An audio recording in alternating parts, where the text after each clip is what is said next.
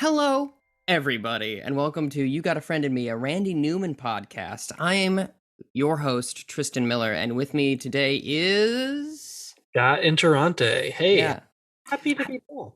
yeah. How do you self-describe, by the way? Do you say musician? Do you say man about town? Yeah. Musician is a good umbrella for it.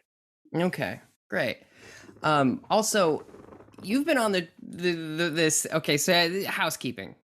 Right. Basically, Scott and I are going to go through the albums because asking a a random person that isn't as invested in Randy Newman as both he and I are is a big ask. I feel honored to be asked. So Oh, well. See, there you go. That's why this all works out. So for the albums, we're going to talk together and then we'll have like little one-offs with guests and talking about their favorite. yeah, which I listened to the one-off you did with Dylan Adler, and Mhm. great conversation, great song. I got to be honest, I'm sure I have heard that song, but I was not super familiar with it. Mhm. It's beautiful, and y'all had a great conversation. Thanks. Yeah, I really love it and the fact that it's just the fact that it was sung to Satan originally is the funniest thing on the face of the planet. Yeah. All right, so today we're talking about Sail Away. Ooh. Ooh, a banger. Absolute banger. Are we just gonna go through track by track? How do you wanna... Yeah, well, I mean, I think we got to just first say that this is the best one, right? I mean, Yeah, there's a lot we haven't gotten to yet, but this one is like, it's perfect. yeah, There's nothing wrong. There's no misses, only hits on this album, in my opinion. And it's so wild coming from 12 songs where people were like, this is a perfect album. I'm like, well, wait a album before you say that. right. Yeah, it's very good. I'm happy to go song by song, but I think similarly to 12 songs where we talked about how there are sort of recurring themes that appear Mm, in a lot of songs, we get that here as well. And for sure. so, there are some songs that I might want to group together. There's a lot obviously about America and like the mythology of America. Hmm. There's a lot about like faith. There's a few songs about intergenerational discussions. Yeah.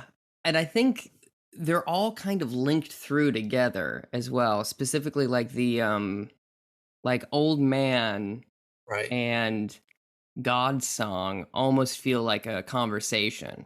Ooh, yeah. Yeah. Because it is like that whole notion of God the Heavenly Father, so there's like father issue stuff in more than one way. You know what I mean? Right, right. Yeah. But yeah, I think talking about thematic stuff might be a good place to start as well. Because there's also a couple of these songs that are going to be highlights later on, and I don't want to like get too deep in the weeds necessarily with some of them. Right. Well, I mean, I guess it makes sense to start with Sail Away, It does. The titular song. um, so I've heard the song a couple of times, and then a comedian friend of mine, Glenn Tickle, very funny guy. He's going to be on the show later talking about I think Simon Smith, which is also on this album. But he was the first person that really like cemented the idea that the concept behind it is like, what if Amazing Grace was written by a racist? Right, right, right. Well, Yeah. I mean, the sort of like surface level description is that this is like a song essentially being sung to um people in West Yeah. Africa to be taken as slaves. And this is like selling them on the concept of Yeah. America. Which is such a good premise, Yeah. I think. Oh yeah, Um, it's absurd. it's But it's delivered so sincerely. Yeah. Yeah, that cognitive dissonance. And I've heard people cover this one, and it's this one of those things of like when other people cover this song, I think a lot of that is missing. The fact that it's funny, or snarky. Yeah, I mean, I think, musically what he does so well is these really like simple almost hymn like Mm-hmm. chord progressions, right? I mean, this song, it feels very much like an old, like a Stephen Foster song or something, um, and it's this beautiful melody and these nice chord progressions and a beautiful orchestration too. And he's talking about, the sort of mythology that we sell of America. And I think, specifically the way that this is organized is like it is a sort of slave trader Mm-hmm. selling the idea of America. But I think it's broader than that too. It's like just in general how we as Americans sell the concept of America, and like, think Yeah. about this freedom and the American dream and you'll be so happy and everyone has everything that they need and everything. But of course, there's like the implicit lie because Mm-hmm. he's trying to enslave human beings. Yeah, absolutely. Well, what I think is so genius, and this is going to get us ahead of ourselves a little bit, but when you What is have time? a song like this that starts off the album, and then the side B of the album starts with political science, which we'll talk about more later too, right? But those, like, to give that perspective of like, hey, this is the mythology of America, but it's wrong and it's fucked up and all these other things are happening, right? It puts some of these other songs in context. Like you look at a Dayton, Ohio, 1903, Mm-hmm. on the surface, like on its own, just kind of a nice song about, oh, we sit on the porch and we drink tea and we enjoy the summer breeze and all this sort of stuff. And isn't that so lovely and nice? But in the context of like, oh yeah, you have to put that in the context of the rest of the country and the mythology of the country and the inequality of the country, right? And it Mm-hmm. becomes much more biting in that context. Absolutely. Yeah. I think to add on to that, like the fact that, like, I guess 20 minutes ago, it starts with Sail Away, and then you get to, like, oh, right, all of this was founded on the first track. And you have to remember all of that. And I agree with you. And just talking about Dayton, Ohio a little bit, I do love that he says Ohio because that is how I say it. And I was like, maybe that's why. Right. Yeah. Yeah. But yeah, I think Sail Away is such a beautiful, like, emblematic of what he does. It's a distillation of it. And the orchestrate, because he seems to have learned his lesson between the two albums, because there's orchestration on a lot of these tracks, but not too much. Yes. It doesn't sound like Dances with Wolves. Yes, exactly. The song is there, and then the orchestrations are um amplifying the song, Mm-hmm. rather than on that first album where the orchestrations are the song. It's like it's so over the top, it's so ornate, and also the recording quality is much more overwhelming. It's a little muddier. On this, everything sounds amazing. uh Mm-hmm. and the strings and everything are working to support the song rather than cover up the song. Yeah, going, maybe you can tell he's more secure as a Right. songwriter. Yeah. Yeah. Which brings us to Lonely at the Top, Mhm. which I think is, again, talking about, like, the perception of America, of, like, he's playing this caricature of someone who has achieved the American dream. Right. Because some people go, well, Randy, this is a bad attitude for you to have, Randy Newman. He goes, no, it's a bit, you guys, as so often is the case. But it's such a beautiful send up of the American dream of, like, oh, literally you'd think I'm happy, but I'm not. Right, right, right. Yeah, and I was seeing that he originally was writing it with Frank Sinatra in mind. Frank Sinatra never ended up recording it, which is kind of funny. Oh, Um, that'd be so good. because yeah, I think maybe there's something about that uh the the sarcasm of it that wouldn't sell the same, you know? Mm-hmm. Yeah, if it would feel too real. Yeah. Oh, like, oh, I've been around the world. Like, that's like a little much. Oh, it's lonely at. Yeah. Is that is that your Frank Sinatra? It's not very good, no. I'm much more Bing Crosby. Sure. Yeah. Yeah, it's a great song though. Oh yeah, it's one of my favorite. It's one of the ones I weirdly kind of reversed engineered my experience with Randy's career because I started with the songbooks. Okay, And right. because I'm like, only the hits, thanks.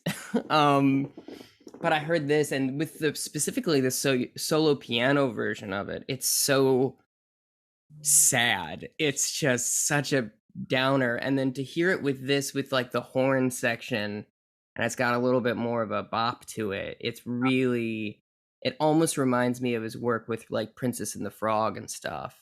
Yes. And am I crazy? Is this used in You've Got Mail? Am I Maybe let me quick Google it here. I have this image of this with like Tom Hanks's face. I think it is. It is. You are 100% correct, my guy. But it's the live version. Okay, okay. Wow. Oh my gosh. I gotta rewatch That's Got Mail. That movie that's too good. I desperately want a remake with like Twitter. Oh, yeah. Yeah, like you got a DM or whatever. Right. Yeah. Um, yeah, we should who do we contact about this? Let's Ooh, who would be good? Okay, so let's just take a moment and be like, who would be the leads here? Oh, it Just- depends on the vibe you're going for, you know. mm, For some reason mm, the first name that popped in my head was Addison Rae, and I don't think that's right. I was thinking Issa Rae, to be honest. Oh, see, that's a much better suggestion. Thank you. Issa Rae and who's just so affable. Uh, And what about Ike Barinholtz? ooh, I'm not familiar with that name. I'm sorry. I'm trying to John Mulaney. well, a John Mulaney type or John John Mulaney type was someone who you just kind of implicitly trust. right. Although I don't know if he holds that power these days. Yeah, I think he might. The vibe might have changed. I almost feel like Oscar Isaac because then it'd be like, yeah, no, you would, you would do anything for this man.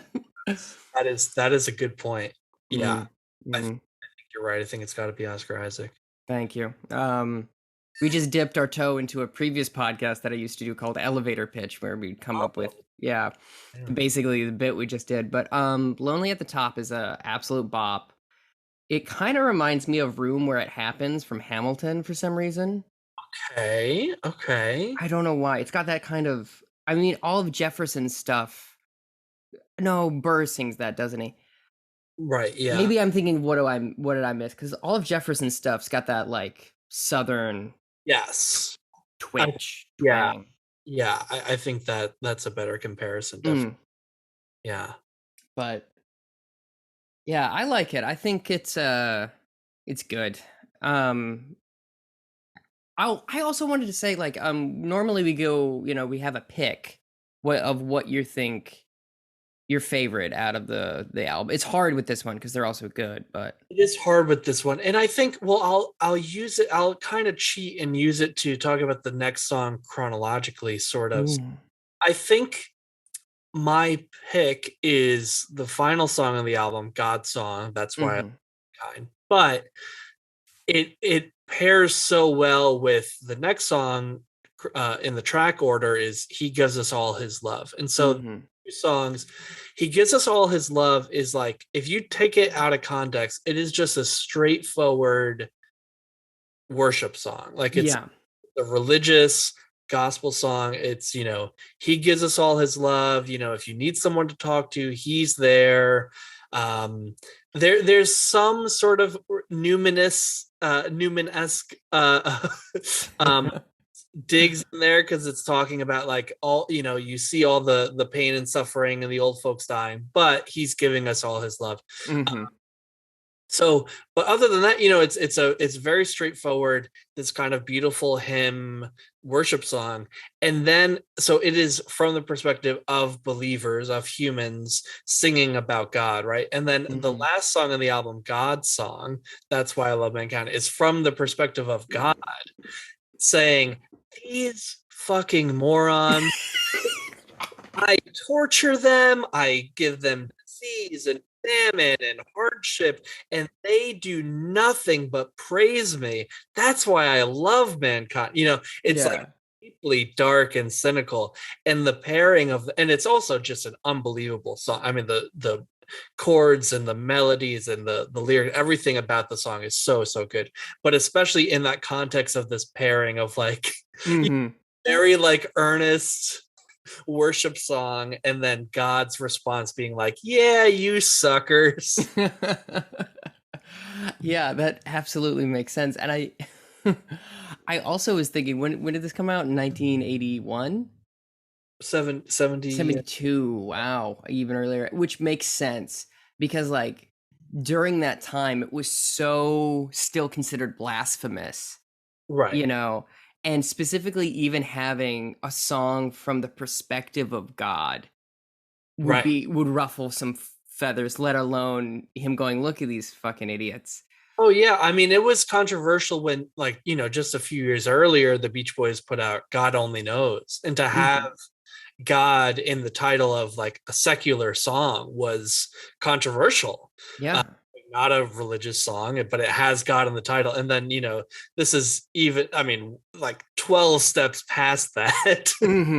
100%. And then like even, and I mentioned this when we were hanging out the other day, like growing up, my my mom was like, I don't like Godspell because they made him a hippie. You know, there's still this sort of sentiment, and she's like, I don't like Jesus Christ Superstar, much for the same reason. And I can't imagine what it was like, the flack he must have gotten in 1972 for this one. Right. Yeah. I will just throw it out there. I was telling you earlier that I made a Spotify playlist of Mm. all the songs on Sail Away, but covered by other people. And a lot of them, their versions came out before Randy recorded them on this album, which has been the case of the other two albums we've talked about as well. That oftentimes he writes songs for other people, and then eventually he'll record his version. But I have a version of this song, God Song, sung by Etta James on here, that's so good. I mean, it's just like leans into the gospel-y nature of the style, and she just sounds amazing on it, and it still has that sort of dark cynicism to it. And so if you're out there, try to find that. It's I'll put it in the show notes. okay. Yeah. That way they all have access to it. Yeah, that's fantastic. I am always excited to hear. I kind of feel similarly to Bob Dylan as I do to Randy, of like I personally love their voices because they have so much character. Right. However, when someone does cover it, it's like, ah, here it is. Yes. Here it is. Yeah. Which What can would I be your pick, though? my pick is actually the next one in track order as well. Last night I had a dream. Oh yes. A song I had never heard before until listening all the way through here. And I gotta tell you, it is so weird. So yeah. It's so good. It's him describing a dream he had, and he's like, "You were there, and I was there," which is all the way. Sorry, already to go. You were there, but also I was there in this dream that I had. Like, of course you were. Number one, because it feels like, if you've ever heard someone describing a dream like at the office, they're like, "Oh, dude, I had this crazy dream last night. Do you want to hear about it?" No, it's always no. But but then he gets to like the bridge, the pre-chorus, I guess what it is. And he goes, I saw a vampire and I Right. saw a ghost. They frightened me, but you frightened me the most. Yeah. And that's such a good that's such a good lyric. And it reminded me of, okay, two things here. Number one, the way he goes ghost is so good. And him Right. going vampire is so good. It reminds me of this character that Andy Daly does. Oh gosh, he's the poet laureate of the West. He does it on this Yes, I've heard this character. Yeah. yeah, yeah, on Comedy Bang Bang, um and it just reminded me of his poem Vampires as well, which Yes. really warmed my heart. But what are your thoughts on Last Night I Had a Dream? I've always been so mystified by this song. It is a banger. Like, it's great. I just don't know like exactly what it's trying to do. I guess it doesn't matter what if I could just accept it as like, yeah, this is just a weird guy telling a weird dream, uh, you know. Okay, sure. Number one, Dalton Wilcox is the name of the character, poet Lord of the West. Truly, Um, the funniest thing, I will listen to that in like when I in my deepest sorrows, I will listen to that and I will like, laugh so hard. yeah, Um, he also does a poem about fucking a hole in the ground. It's so good. But as far as this goes and like finding deeper meaning to it, I would make the pitch that it is also in Congress with God's song and he gives us all his love and talking about the sort of I guess metaphysical nature of mankind, which is kind of giving it a lot of rope here. But I will also say it reminded me, have you ever heard of any of the music that David Lynch makes? a little bit, yeah, It reminded me a little bit of that, and I don't know if you recall, like in episode 1 I was like they should do a collaboration, and I'm like this is it, they should do a cover of Last Night I Had a Dream. yeah, 'Cause that that'd be would be perfect. so good. Yeah, Last night I had a dream. I saw a vampire and a ghost. yeah, Um, so next on the track, we have Simon Smith and the Amazing Dancing Bear. And as I mentioned before, Glenn Tickle is going to talk a little bit more about like why he likes it. yeah. But it's so good. Yeah, it is. And it's so this is one that he had written much earlier Mm-hmm. in the late 60s that was covered by a few different people. I think the first version was by Alan Price. Mm. Um, but it's just kind of like it's like a silly novelty song. I mean, it's like this kind Mm-hmm. of song about a guy who's got a dancing bear. I mean, Okay. it Now, it remind okay I want to hear you dig into it more, but mhm. to me it reminds me of like a Maxwell Silverhammer or Yeah, artist. yeah. It's like kind of just like, oh yeah, this is like fun and silly. Musically I think it's actually amazing. It's really complicated, and the arrangement is really cool. But okay, I want to hear your pitch on Simon Smith. Okay. A couple as far as like the musicality part of it is also he sings in falsetto for a little bit, which is really fun to hear. Yeah, And in the songbook version, boy, he tries. But ooh, he goes, even on this version he's like, "Dancing Bear." It's so good. Also, it was featured in the Muppets. You can go and you can watch Fozzie dance around to this. that's so good. I have to watch that. It's so cute. So as far as digging deeper, two things as well.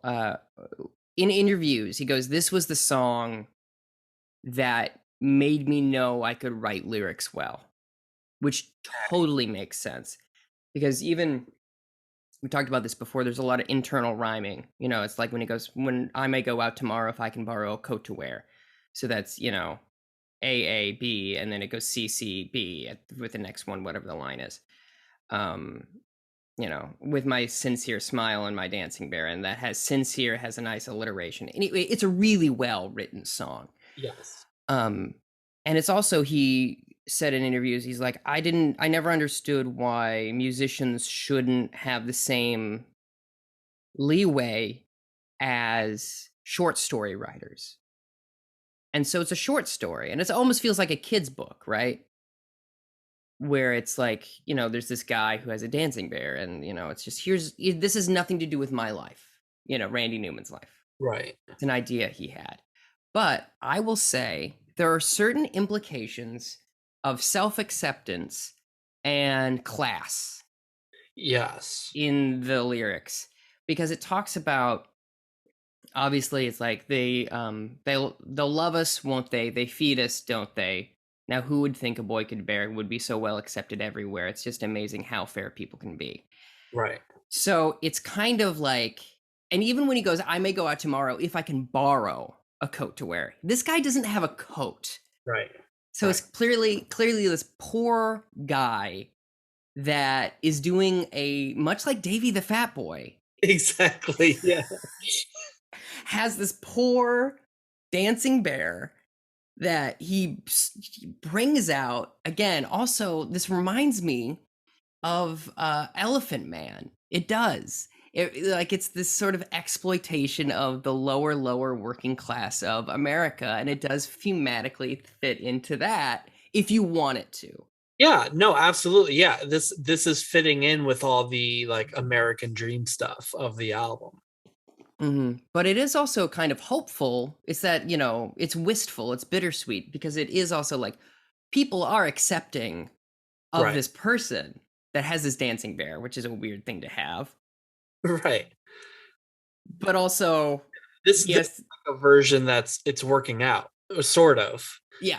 His American Dream of, you know, Yeah. got his It, there, the rich people treat him okay, you know.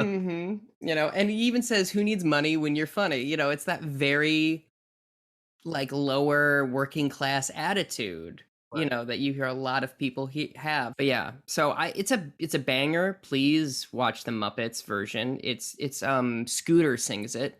That's so good. Yeah, I'm gonna watch that as soon as I get off this call. So And you don't often hear Scooter sing, which is great.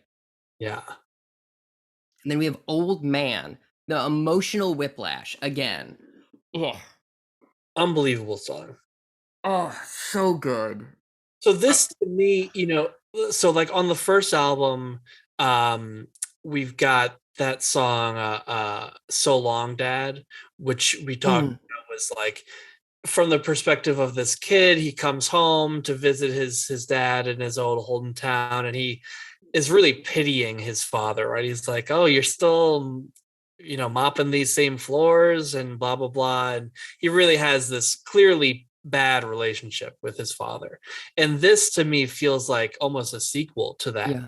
where now the father is on his deathbed and this guy, his son, comes up and he's talking about how like, hey old man, like, can you hear me, like, do you see I'm the only one here, no one gives a shit about you, you were terrible in life and now you're dying and you're alone. Yeah. And it's so good. It's so good. I did cry like the first time I heard it because I, again, never heard it before until this. And going from Simon Smith to this, I just was not prepared at all. And so I just was like, oh, it's kind of like almost a Cats in the Cradle, evocative, like, oh man, now I have to think about my parents in this way, Yeah. that they are gonna go. But it's a beautiful song. And the Yeah. fact that he's like, it opens with like, do you know who I am? Do you remember me? Yeah. Because you're so far gone. Yeah. Ooh. It's so, yeah, and so this is another one, right, where his chord progressions are it's very simple, it's very um melodic and hymn like, you could almost picture this as like a lullaby melody that you sing. Mm. um but and it's all very even and very nice, and it's just heartbreaking because it's so the lyrics have this acid in them, right? This like really passive aggressive or just aggressive lyrics to it. And Yeah. there structurally there's something that happens at the very end where we've got this third verse that falls apart structurally, so it's he's talking about and also these lyrics are amazing. He said, won't be no god to comfort you, you taught me not to believe that lie, Mhm. you don't need anybody, nobody needs you, and then don't cry old man, don't cry, everybody dies. And Yeah. those last two lines sort of break away from everything, and it's like the strings are swelling and they just stop in the middle on this like half diminished chord that's like clearly leading to something else, but it's just done. Which is Oh, perfect. so good. And so, I was saying I made this playlist of covers, and the cover I found of this is around the same time, shortly after, Art Garfunkel recorded this song. Oh, And look, I love Art Garfunkel. I think he's got a beautiful voice, you know. Um, and a lot of what he does with the arrangement is very beautiful. It's like even more lush and the strings and everything. But he gets to that ending and he doesn't do it. He has this long instrumental outro that sort of completes that thought, and it totally ruins it totally ruins the ending, because it's what's supposed to happen is it just stops right in the middle because he finally dies. And it's like this real powerful moment in the Randy Newman version, and in his version it's just like, okay, this is just like a beautiful song, you know. Yeah. Yeah, absolutely. Yeah, all of that makes sense. And yeah, you do get it, it just stops. And that's perfect. It don't mess with that. Yeah. But yeah, that specifically when he that last verse is such a gut punch. Cause when he's like, by the way, you're not going to heaven. There's no hope. You're just done, dude. And you told me that. Exactly. Yep. So fuck you. It oh my gosh. Yeah. And then, like what you mentioned earlier, the sort of connections between this and God's song, right? Of having that sort of, this is now also from the perspective of a human, but a really cynical one who doesn't believe in God. And so sort of fit that into the context of the other two God related metaphysical songs is interesting. Mhm, mhm. Yeah. Oh, we got political science up next, baby. Perhaps one of the most blatant satires he's ever written. Absolutely. And so, like I mentioned on the first episode, this was one of the first Randy Newman songs I heard because my guidance counselor told me I should listen. And Beautiful. oh yeah, and it's so good. This is, um from the perspective of America at its most jingoistic, at its most America. Mhm. So every 20 years. Right. Really talking about what why look, we've got atomic bombs. Why are we putting up with it?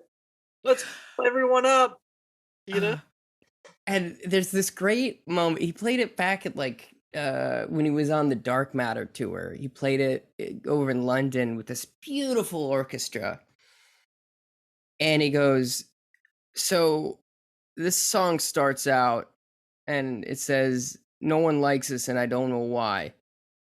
And that's getting harder and harder to sing, Right. which is so good. And I was like, damn, Randy, you got him. Yeah. Um, but yeah, it's such a good, and like the fact that like it is like it, and again, like the writing is so strong because it's like we give them money, are they grateful? No, they're spiteful and they're hateful. Such a beautiful, just like he's got bars. Yeah. Yeah. Yeah. Yeah. And when you hear him go, boom goes London, boom prairie, more room for that me, you, and more room for me, is also the way he hits that boom. Like he does, obviously you gotta, when you say boom, you gotta slap on those. Yeah, you gotta really nail those lower piano It's notes. good. And I'll say this, I learned it on the keyboard, and then also I got a ukulele for Christmas, Okay. and it slaps on a ukulele. I want to hear Ingrid Michaelson Oh no. do a cover of this, or someone. It would be so good. Yeah. But yeah, it's such a funny, sad, snarky, sardonic song. Yeah. I think we gotta shout out the bridge here where around and he's like, well, we'll save Australia, I don't want to hurt no kangaroos. He must have known that he's like, what's the funniest animal I, Randy Newman, can say the name of? Right. Kangaroo. Yeah. And it's not even kangaroos. There's no S. Don't want to hurt no kangaroo. Right. Period. And then to rhyme kangaroo with surfing too. So weird. And the idea of like, okay, we'll turn all of Australia into a water park Yeah. sounds great. And then the line after that is like, you know, every city all around the world will just be another American town, you know? And I love that idea of like, we're just, it's like a funnier version of Little Houses by Pete Seeger, right? Yeah, well, I think the most biting lyric here satirically is that the one right after that is, "Oh, how peaceful it'll be. We'll set everybody free." You know? Absolutely. And it's really like straight up Marvel villain shit, right? To be, no, humanity needs me to destroy it to free us, you know? Yeah, it's literally Loki's monologue from the Yeah. first Avengers. Yeah. And then I love the idea of like the lyric, the line after that is, you know, it'll be a Japanese kimono for you, babe, Italian shoes for me. As Yeah. if, you know, we'll take everything and it'll be part of this great melting pot. Wouldn't that be great? Yeah. It's so good. Oh, boy. Such a good, such a good song. Then we Yeah. got Burn On. Right. Which is about the the river in Cleveland that caught on fire because of pollution. Yeah. Which, so again, this is sort of like fits into the flaws of the mythology of America trend, you know, 100%. talking Because about this is how beautiful the sun is and how you know, burn on river, burn on, but it's like, no, pollution. We did this. and it's done in such like a ragtime beautiful, like you can imagine, like I'm imagining like you know, what a casino boat, what are those called, you know, with the big wheel, you know, it's beautiful, you know, we're all playing cards, look, the river's on fire, how quaint. Yeah. Oh my god. And It's there's something, you know, I don't know how really intentional this is because it's just the fact of the name of the river, right? But of course, both Cleveland and Cuyahoga are Native American names, and I think that sort of adds this other context mhm. about the, you know, we not only did we like take over these places and take their names, but then we also like polluted it so much that it literally caught on Oh my fire. gosh, I had not thought of that. Yeah. Oh, that's brutal. Well, at least we fixed it. At least we don't have any problems like this Oh, anymore. much better. Yeah, we fixed it. Back in 72, we knew, and we knew better than to continue on the way we did. Yeah. Oh my gosh. So that's that. It's pretty self explanatory, I feel like. It is beautiful musically. Mm. Oh, yeah. It's so good. And again, you get that like dissonance of like, it sounds so nice. And then you're like, oh, no, wait a minute. Right. Yeah. But this next one, Memo to My Son, is another sort of like, this one can also be seen as a more direct prequel to Old Man. So this is from the perspective of a father who's got this kid, this baby, and he's like doesn't know what to do with it. He's talking about like, oh, you're making a mess. You know, what did you do to the mirror? What did you do to the floor? Like, I can't leave you alone. Like, what is going on here? You know, and he's talking about like one day you'll understand how smart I am and all the wisdom that I have. But then the chorus, he offers his wisdom, which is just a quitter never quits, a winner never quits. When the going gets tough, the tough get going. You know, Mhm. like just the most hacky cliches. That's the great wisdom this man has to offer his child. Absolutely. Yeah. Again, not to get too repetitive, imagine this song intercut with images from Eraserhead. Yeah, Yeah, it's fatherhood's weird, man. I don't know what to tell you. you should do that. I think that would be a big hit on TikTok. Ooh, I should. Yeah. Yeesh. Very, very niche TikTok. David Lynch is very popular on TikTok. Who, like, I would have never called David Lynch as the celebrity to understand social media in the way he does. Yeah. Ugh. I think part of it is his um his shamelessness, you know, Mm. he's not trying to figure out how to do social media. He's just doing it, and that sort of earnestness and weirdness works. You know. Yeah, I absolutely agree. And he's, clearly interested in technology because he hopped on like the digital camera bandwagon immediately. He had a website before like most people did. He's been trying for a while, and I'm glad to see that like it took a global pandemic for him to become a YouTuber, but that was one of the highlights definitely of 2020. Yeah. Um yeah, I mean I don't have much to add vis-a-vis Memo to my son. Yeah. It's one of those, like, it actually feels a lot like a song on 12 songs, where it's this sort of, it's very short, it sort of floats in and out. There's not a lot of like dynamics. It's, it's sort of like, we're doing these three verses, we got this little chorus, and then we're gone. And it sort of floats in and out. But I think it's basically, it's just there in context with some of these other songs. Yeah, yeah. I agree. Then we have Dayton, Ohio, which we kind of talked about a little bit. Yeah. Yeah. I mean, again, I think it's interesting because it's one that other people had recorded before him. Uh, Hmm. and to me, it almost, I don't know how to make sense of it out of the context of, like, out of the shadow of political science or Sail Away or whatever, right? Just on its own, it's just like, yeah, it's this nice little placid song about spending a nice day in Ohio. Which, there's nothing wrong with inherently, but it's just a nice little ditty. Yeah. I mean, is this what Biden was talking about when he was like, you turn on the radio, Do you Yes. remember that? Yes.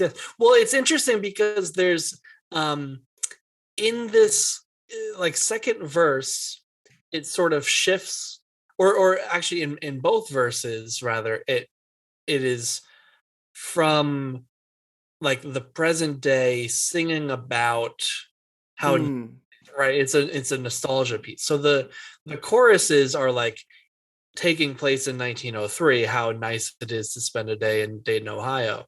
But the verses sort of frame it as like, oh, wasn't it so nice long ago when everything was easy or whatever, right? Which is sort of inherently, it's a sort of rose-colored glasses of nostalgia, right? It's like, what are you ignoring? What else is going on in Ohio in 1903? I'm sure a lot of bad shit, you know? yeah, If you weren't like absolutely. an upper middle class white family. 100%. It's almost like we're checking in on Sail Away. Yes, exactly. That's what I mean. It's really Yeah, a shadow of that. Yeah. 100%. Yeah. And then we get to this one, Oh yeah. which I'm going to talk about like another guest is going to come on and talk about this one. So I'll give, everyone's perspective on it is unique, but I don't want to belabor it too much, but you sound very excited about it. Well, look, so we're talking about You Can Leave Your Hat On. We didn't actually say this is, it's just like, I like a good song about a weirdo sex pervert. And this guy, he's like, take off your coat real slow. Real slow. Take off your dress, but you could leave that hat on. And Yeah. what kind of hat is it? I wonder. Is it a Cat in the Hat hat? Is it a propeller hat? It's like, we don't get any context. We don't get any clues of what kind. But this person is gonna stand on a chair and gonna raise their arms in the air, and that's hot. I don't know why, but it is. Can I tell you? Couple of things. Number one, yes, weirdo sex pervert, absolutely. My theory. Do you want to hear my theory about this? I really do. He wants to fuck a lamp. He, Yeah.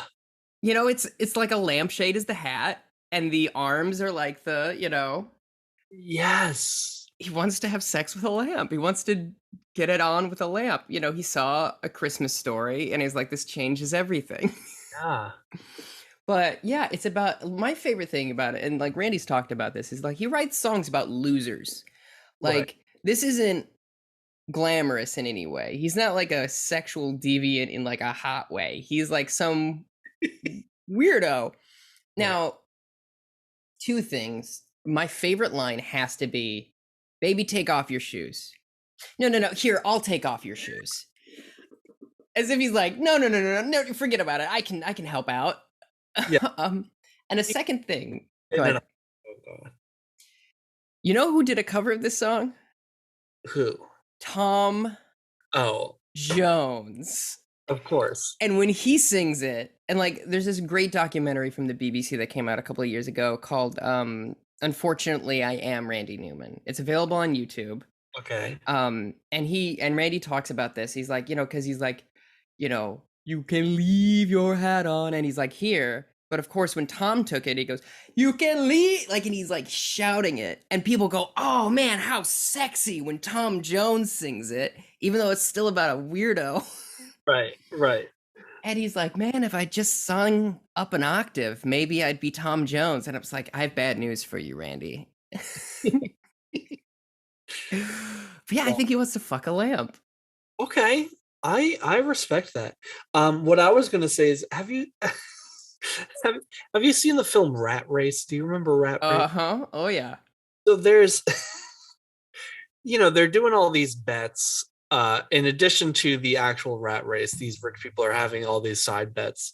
Like who will throw up in the airplane first and blah blah blah. And one of them is they get the sort of like John Cleese's right hand man to hire a prostitute and describe what he wants, which is like involves filling a bathtub with Pepto-Bismol and shaving his toes and all this kind of stuff. And they're all betting to see how much it's going to cost. But this this sort of feels like that, right? He's like, it's almost like he's with a sex worker and he's saying, "Okay, I want you to take off your shoes." No, I'm going to take off your shoes. I want you to stand on this chair, and then, okay, can you put your arm up? And the person just like, okay, I mean, hey, I'm getting paid, Yeah. It's your dime, man. Yeah. It kind of almost feels like a sequel to Mama Told Me Not to Come in a weird way too. Yeah. Like we're checking in with that kid, and Bad Company is so like his life is so strange now because he saw a cigarette being smoked. Yeah. Wow. It's such a good song, and it's a bop too. Yeah. Yeah. When he goes, "You don't know what they don't know what love is. They don't know what love is, but I know. Yeah. I know what love is." It's so good. Yeah. So good. Ooh. Then again, emotional whiplash. Right. We go from a sex pervert to God song. Parenthetical, that's why I love mankind. Yeah. And obviously we already talked about it, but this is from the perspective of God talking about the things that humans do in his name and how ridiculous it is, and how poorly he can treat people, and how much they're going to love him anyway. He says in this last verse, "I burn down your cities. How blind you must be. I take from you your children, and you say, how blessed are we." Mm-hmm. You all must be crazy to put your faith in me. That's why I love mankind. You really need me. That's why I love mankind. Which is oof. Again, like blasphemous. Yeah. So mean to God. One of my favorite lines out of the whole one is gosh, it's the Christians and the Jews. Oh gosh, I should bring it up, but basically it ends up with Buddhists and the Hindus are on satellite TV, Yes. Yeah. which I like the concept of like, oh, they're there, but not as much. Like it's so rude to everybody. Yeah. It's so mean and it's so unflattering to anyone who isn't like. And again, it links in with Old Man too, of like, you told me not to believe in that lie. It's very thematically. Yeah. These songs are all daisy chained together in, I think, a beautiful way. Yeah. And that's really what makes this album so special. I mean, all the songs are great. the arrangement is great. His voice sounds great in his way, you know. Mm-hmm. But yeah, it really is. It's not that I would call this a concept album, but there are thematic through lines that really make it a strong, cohesive unit. Absolutely. Yeah. Yeah. There's a couple bonus tracks on Yeah. the CD version. Do you want to talk about those? Sure. Yeah. Let It Shine. Go ahead. Yeah. Well, Let It Shine, I think, especially coming right after God's song, right? This is another sort of like Yeah. very uh um optimistic religious song. Mm-hmm. Let it shine. Yeah, it's very like, oh, don't mind what God's doing. Just keep going. Be hopeful. You know. Yeah, it is like weirdly contrasted. And again, you're talking about like with Dayton Ohio, like without the context of God's song having just come before it, it would just sound like something you might hear in a Sunday school. Right. Yeah, exactly. Whereas it seems like a send up now. It's a spoof, if you will. Yeah. And it's very catchy. I can't remember the tune right off the top of my head. I listened to it a couple times in preparation for this, but like, it's hard to pay attention these days. But then also maybe I'm doing it wrong. Right. I liked as well, which is a great concept of like I'm trying so hard, but like I don't know. Yeah. Uh, Which there ain't no book you can read. There ain't nobody to tell you. But I don't think I'm getting what everybody's getting. It's like yeah, and that's true. I feel that sometimes, right? Life is hard. It's like I don't know how to do things. I'm trying my best here. yeah. And I love it again within the context of like, well, this is, the opposite of Simon Smith. Cause like Simon Smith has made it work Right. for himself. Whereas this guy's like, I don't fucking know. And I look to other people and they seem fine. It's this kind of like response again of like the American drift. Like, I don't who's to say? Right. Who's to say what's oh my god.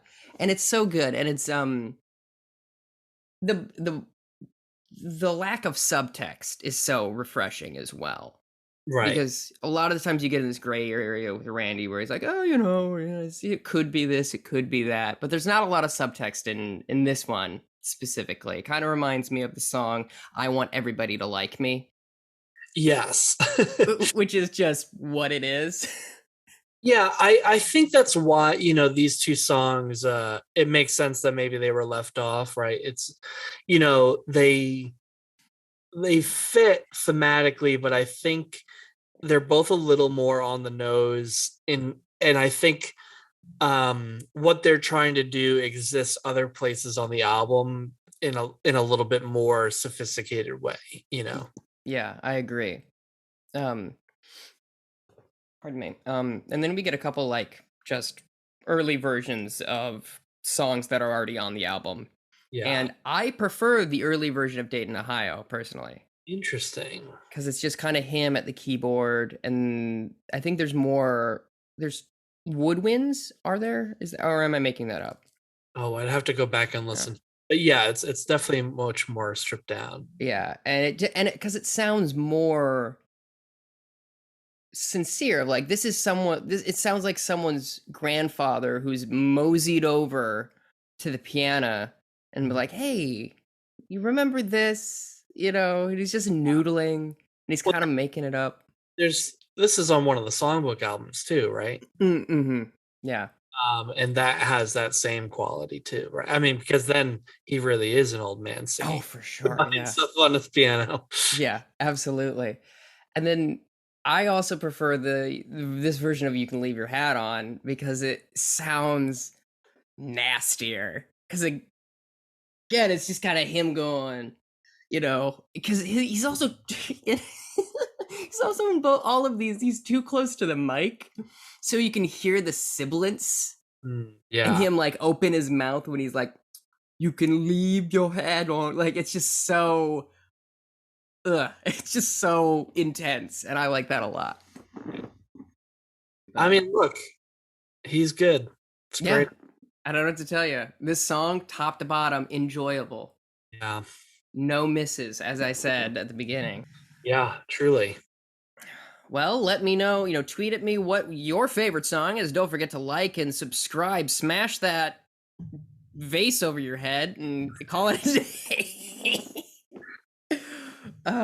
If you haven't listened to the previous episodes with Scott, where can people find you?